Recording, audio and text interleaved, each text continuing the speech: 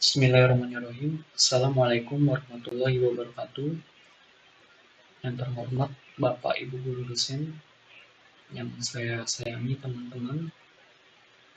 Pada kesempatan kali ini, saya akan mempresentasikan proposal tugas akhir saya dengan judul Rancang Bangun Aplikasi Jadwal Kegiatan Akademik Institut Teknologi Instansi Dikia Mandiri berbasis Android.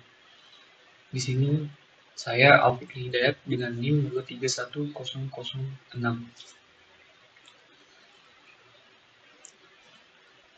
Slide yang pertama adalah latar belakang.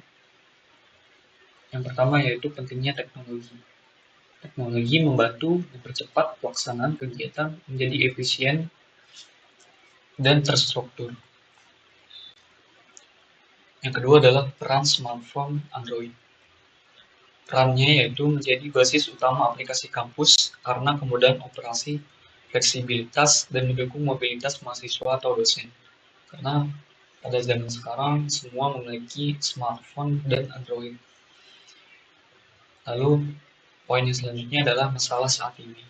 Penyampaian jadwal masih manual, grup media sosial.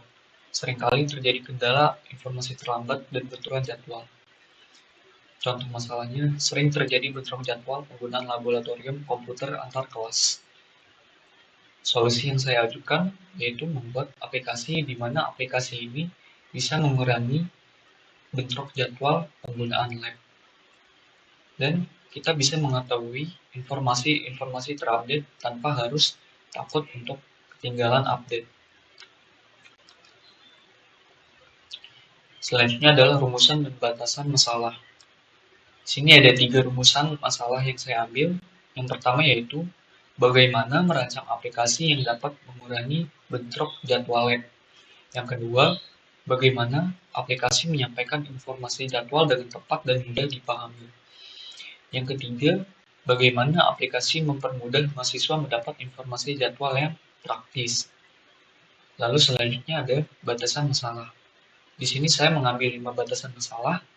Batasan yang pertama yaitu fokus pada pengelolaan dan penyebaran jadwal. Yang kedua, dikembangkan khusus untuk sistem operasi Android. Jadi, berbasis Android dahulu. iOS belum, karena iOS kompleks. Yang ketiga, data jadwal diinput manual oleh pihak tata usaha atau admin. Yang keempat, tidak mencakup fitur absensi, penilaian, atau manajemen data. Jadi fokus aplikasinya hanya untuk penyampaian informasi. Yang kelima adalah fokus penelitian pada perancangan, pembuatan, dan pengujian fungsional. Selanjutnya adalah tujuan dan manfaat penelitian. Di sini saya ada 3 tujuan penelitian.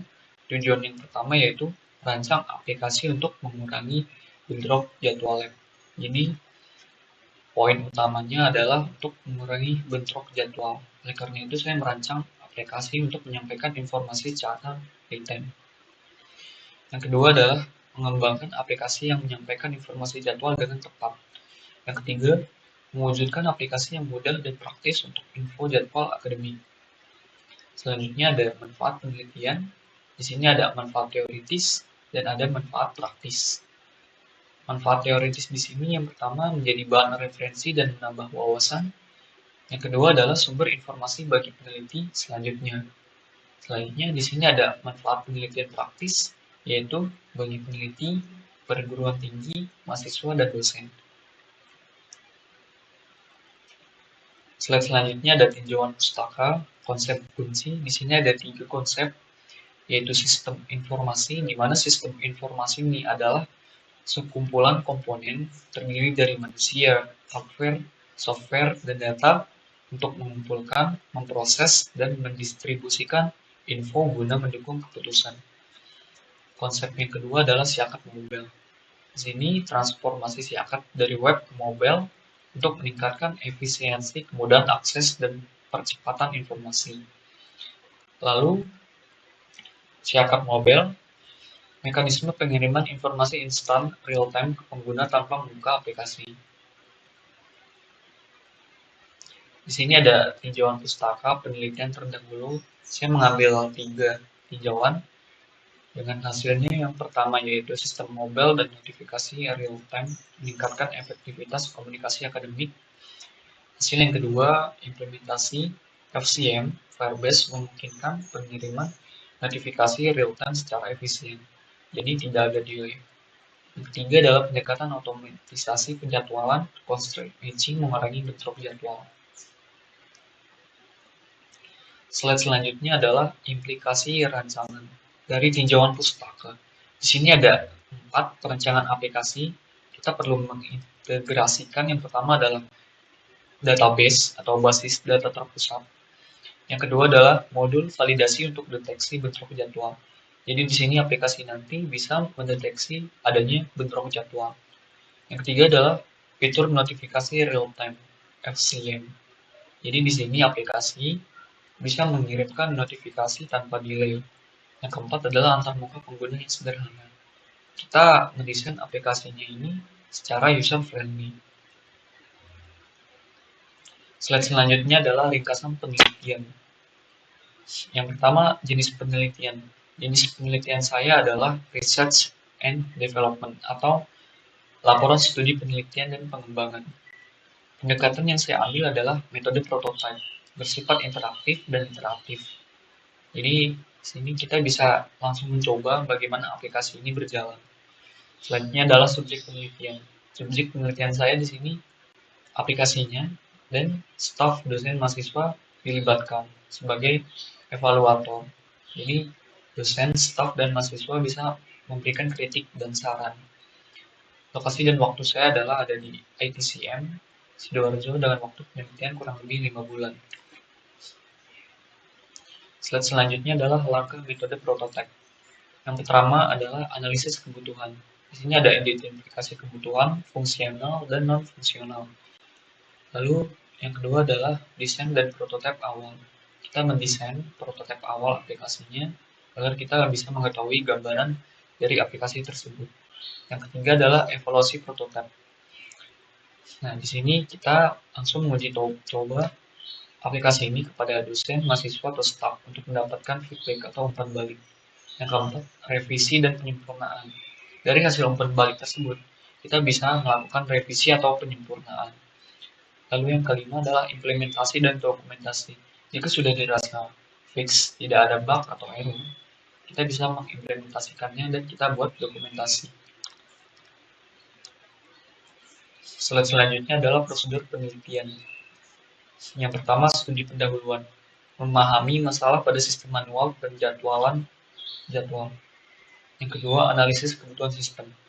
Kita mengidentifikasi kebutuhan fungsional dan non-fungsionalnya ini apa. Yang ketiga adalah desain sistem. Merancang arsitektur aplikasi, database, IRD, dan antarmuka UML, UI, UX. Yang keempat, implementasi awal menggunakan Android Studio atau Xcode dan Kotlin. Selanjutnya adalah evaluasi dan revisi. Dicoba pengumpulan umpan balik dan perbaikan sistem. Dan yang terakhir adalah dokumentasi dan pelaporan, menyusun semua hasil kegiatan ke dalam laporan tugas akhir. Slide selanjutnya adalah alat dan bahan penelitian yang saya pakai. Yang pertama ini, perangkat keras atau laptop yang saya pakai adalah laptop dengan minimal chipset Core i5 Intel dengan RAM 8GB dan SSD 512GB. Lalu smartphone yang saya pakai ini Android minimal 8R. Selanjutnya adalah perangkat lunak. Di sini pakai Android Studio, pakai Figma, lalu Pro.io sebagai desain diagram. Bahasa dan teknologi yang saya gunakan adalah Kotlin atau bisa juga penggabungan React dan JavaScript. Database-nya bisa pakai Firebase atau Supabase. Lalu UI-nya material design komponen. Slide selanjutnya adalah hasil observasi dan data. Di sini ada pengurangan bentrok jadwal, sistem validasi otomatis mendeteksi konflik penggunaan laboratorium dan mencegah double booking. Jadi secara langsung otomatis mencegah double booking. Jika sudah di booking, maka tidak bisa booking lagi. Yang kedua adalah penyampaian informasi tepat. Jadwal akademik dapat dipahami dengan mudah melalui antarmuka yang sederhana dan intuitif. Yang ketiga adalah kemudahan akses mahasiswa. Post notification memastikan pengguna tidak ketinggalan perubahan jadwal mendadak.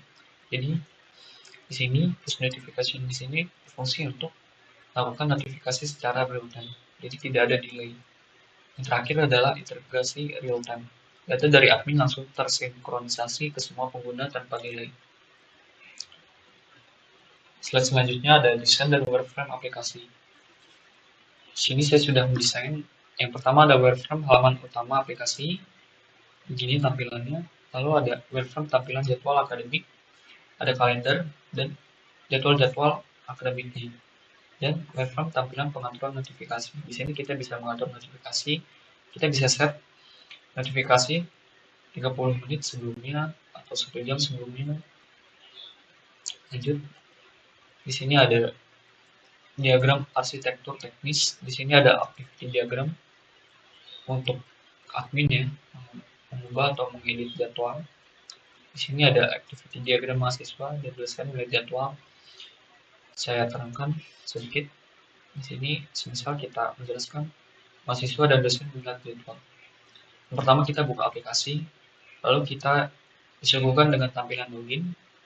Kita input name atau password atau username. Di sini sistem akan memverifikasi. Jika itu cocok sinkron, maka kita akan dilanjutkan ke dashboard.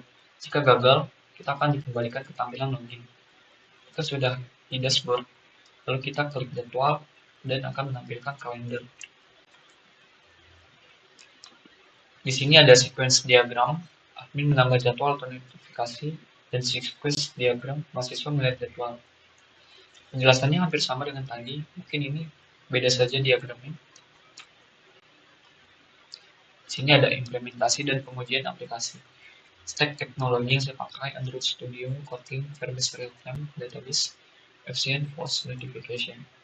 Dan testingnya saya memakai Blackbox. Lalu device testingnya diuji pada Android 8 sampai 14 dengan berbagai ukuran layar.